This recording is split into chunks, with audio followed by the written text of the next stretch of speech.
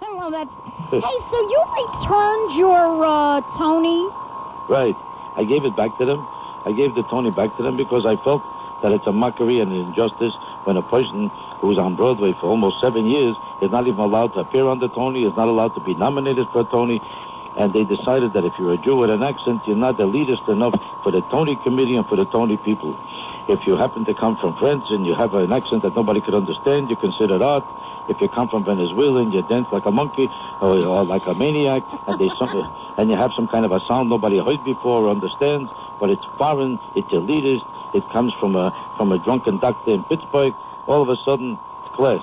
But if you're a Jew from the Catskills, or you sound like you come from Brooklyn, you're not allowed in the Tony committee. You weren't even nominated? You're not even allowed to be nominated, and they arbitrarily decided I shouldn't be nominated because a one-man show is not a show. There was a woman who had a one-woman show that was a show. Victor Borger had a show because he had a Danish accent. It was a show. Then there was Anna Devere Smith was nominated. The woman with the one-woman show. Robert Morse had a show. But because it was a short blonde Gentile, it was a show. All of a sudden, a Jew shows up with an accent. It's not a show. If they decided that if there was a consistency and an attitude that came from a philosophy that they abide by equally for all people, that if it's equally applied on equal terms, I would respect that they have a right to make their own rules. But to make me an exception to every rule and throw me out just because I'm short and Jewish, and it's embarrassment to them because in their elitist world I don't belong there. If it's called Les Mis, it's in. If it's called the Bronx, it's out. You're right, and they also I could understand that if they voted on me and they decided that I lost. On artistic merit, I have no right to claim that I deserve it. It's based on artistic merit. But if it's based on an arbitrary decision just not to let me in the voting game, it's like as if everybody's allowed to run for president except the Jew. And also, I know as one of the presenters, they had Melanie Griffith, who's a movie actress who's, to my knowledge, never appeared on Broadway in her life. Well, that's true. They have a right to do that. But everybody involved in the show were people who never saw a Broadway stage, people who were presenters who were never in New York, people who were involved in the show who never heard of Broadway, people who were involved in the show who were presenters who never saw a show. But because they were stars in some other field, and it fits their elitist attitude about who belongs. This is supposed to be based on the people of America being defrauded and deceived because they think it's based on one man equal vote and a secret pattern of voting, arrived at by a legitimate election, by an objective study of votes, computerized and counted on the basis of an accounting firm. They show you a fancy Gentile from an accounting firm. He stands around, this is the accounting firm that adjudicates every vote. Turns out there's no vote, you're just Jewish and you're out. That's absolutely amazing to me. So you won, and now they let you win the Tony the last time when you did win it. But they gave me a special award that time. It was called a special award, so they didn't have to have me as part of the nomination process. And even that time, they were fighting it all the way. They really didn't want me on it.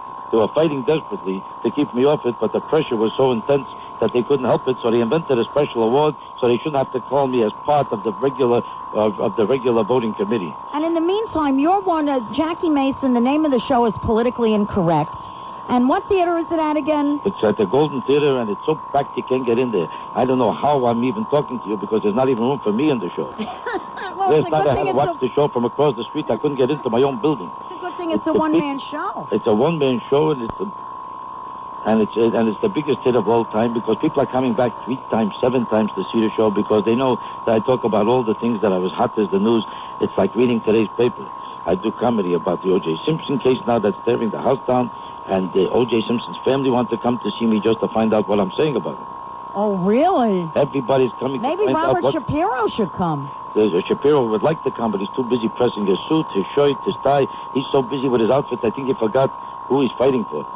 Well, they're all like that. This man Shapiro keeps looking in mirrors, looking in television screens. He looks so busy trying to find out how his hair is done and how his eyebrows are painted that I think he forgot what the case is about. I have a feeling you're right. And you're also going to be filling in here on Monday for Dennis Prager, I understand. Right. I'm filling in for Dennis Prager because Dennis Prager knows that compared to me, he's got nothing to say, so he gave it up for that day. Well, his audience is going to be surprised. You know, you've listened to Dennis, haven't you? Oh, I love Dennis. Is one of those. Dennis Prager, I think next to you is one of the best people on radio. And if you were talking to Dennis, you'd say the opposite. Well, why not? Why not? You have to make a living, so you have to cater to everybody. I found out that without lying, you can't get ahead in this country. Oh, really?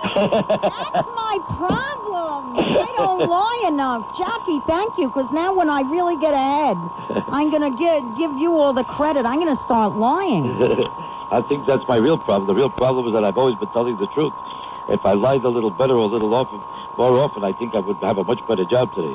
Instead of being at the Golden Theater, I'd probably be in Madison Square Garden, because there would be 20,000 people trying to find out what the next lie is about. Take a look at Farrakhan. Backs a building with 20,000 people with lies about the Jews. I show up and tell the truth. There's only 1,000 people. But you still could get a couple of seats for my show, not right away. If you fight hard enough, I think it's possible to get a ticket.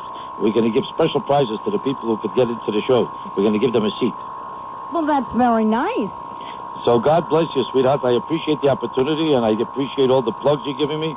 And all the kind words. It's a great show. I don't care what other people say. I love you. I'm crazy about you. And I don't care what they say about you. I love you, too. Thank you so much, Jackie. God bless. Bye-bye. God bless. Have a good show.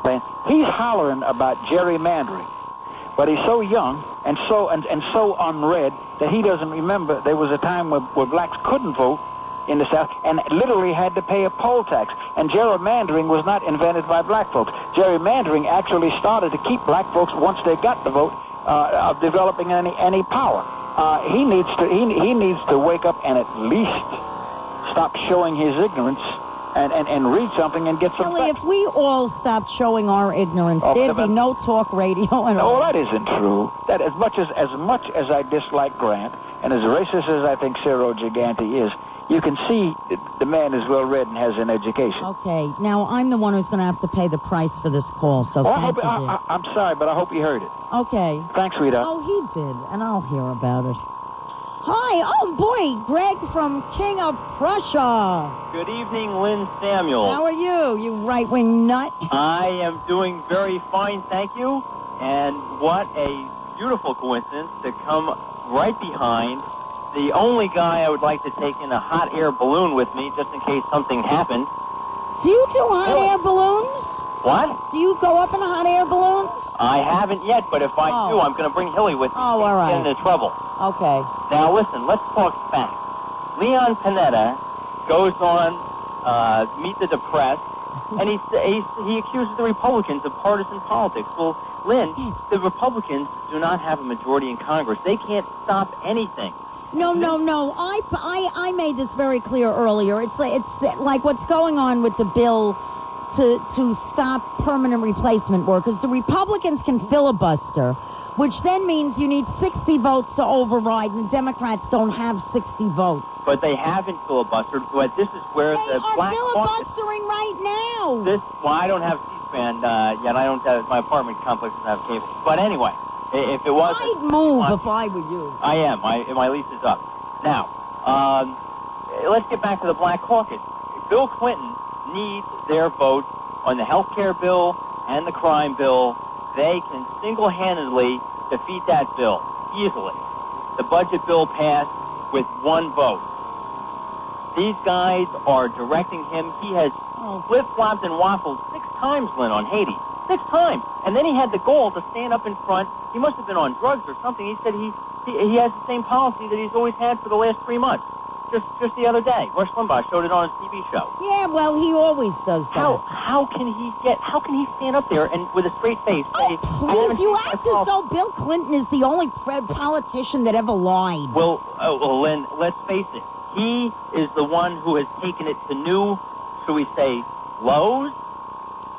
Now, Kwesi Mfume and the Black Caucus, they have nothing to do with blacks because they should be renamed the Liberal Caucus, the Socialist, the Communist Caucus. You know something? I guarantee you, if Kwesi Mfume's name were Joe Jones, people wouldn't hate him half as much. It's bad enough that the poor guy is a black guy to start with in this racist country. What about poor Gary Franks, though, Lynn, from Connecticut? He's a black congressman. He is part of the Black Caucus, and they kicked him out of the meetings. Well, he doesn't agree with them. Yeah, but therefore they're not the Black Caucus, because otherwise they would have blacks from both sides of the aisle. They are the communist the Oh, now they're socialist communists. cause. They were liberals about a minute ago. Now they suddenly became communists so fast. Well, it's all the same, Lynn. I mean, there's a very fine line. They're not communists. There are no communists. In fact, the whole problem with this world is the reason everybody in this country hates each other and is fighting with each other and is getting more and more fragmented is because our enemy disappeared. There are no communists, and now we're fighting each other. Well, Lynn, all I can say is that if you look around, if you see that we've got different languages in our schools, if you see that you can't take an ad out in a newspaper for an apartment without having the liberal thought police tell you that you can't advertise for a female professional or for a male professional, oh no, that may be a racist or it might be a biased statement. I mean, you can't even take a classified ad out without the liberals meddling with the First Amendment. And I know we must agree with this because you are a proponent of the First Amendment. Dear, yes, your I know. lease is up. Thank you. They're all the same person. That's what I'm beginning to think. Hi, Jimmy. Hello. You just said that there's no communists and Queasy. Oh, but you have them under the bed, under the chairs.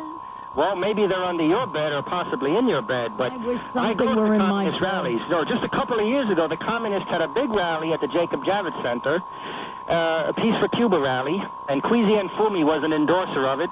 Charlie Rangel, all the usual Black Caucus Marxists were there, or not there, but endorsing it. And Major Owens, congressman from Brooklyn, was a guest speaker. At least he was scheduled to be a guest speaker. Some Cuban-American human rights workers were savagely beaten up by communists in the Jacob Javits Center. And outside the Jacob Javits Center was about 25,000 pro-democracy demonstrators, including people from Afghanistan, Vietnam, China, Poland, and Ukraine.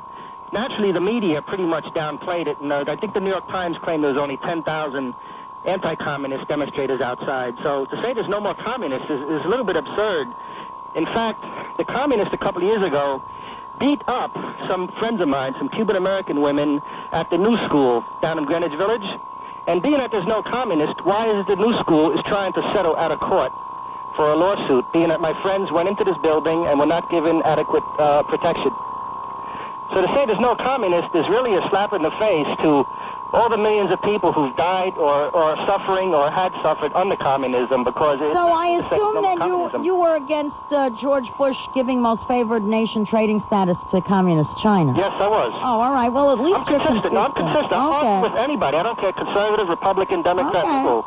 I mean, I believe in human rights for everybody, and wherever we can help in the cause of human rights, we have to. Occasionally, there's sometimes maybe we can't have any impact or influence, but no, I was definitely against most favored nation status. Okay, at least you're consistent. Thank you, dear. Thank you. Look under the bed, Jimmy. There.